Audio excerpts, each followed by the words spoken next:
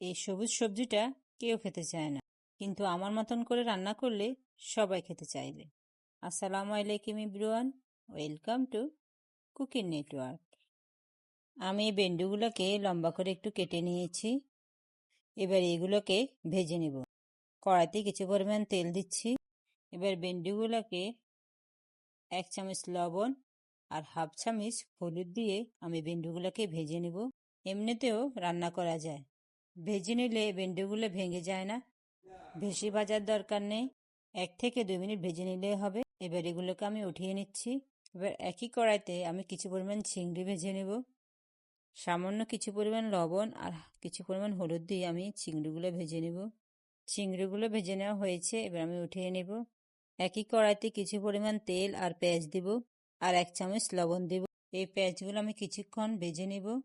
এর মধ্যে 1 চামচ রসুন বাটা, 1 চামচ আদা বাটা, 1 চামচ সরিষা বাটা, হাফ চামচ দিচ্ছি হলুদ গুঁড়ো আর হাফ চামচ দিচ্ছি লাল মরিচের গুঁড়ো। এবারে মশলাটা কিছুক্ষণ পরিমাণ কষিয়ে এর মধ্যে অল্প একটু পানি দিয়ে দিব। এবার এখানে আমি হাফ চামচ দিচ্ছি জিরার গুঁড়ো। আবারও কিছুক্ষণ পরিমাণ কষিয়ে নিয়ে ভেজে রাখা সেই ঢেঁড়সগুলো দিয়ে দিচ্ছি।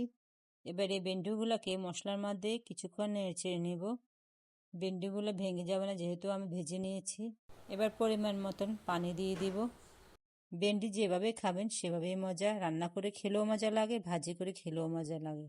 কিছুক্ষণ রান্না করার পর ভেজে নেওয়া সেই চিংড়িগুলো দিয়ে দিচ্ছি। মাছ দিয়েও আপনারা এটা রান্না করতে পারেন, তাতেও মজা লাগে।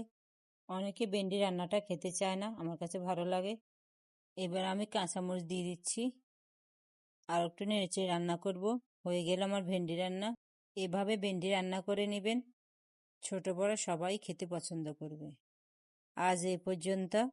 সবাই আমার ভিডিওগুলো মনোযোগ দিয়ে দেখবেন আর আমার পাশে থাকবেন। আল্লাহ হাফেজ।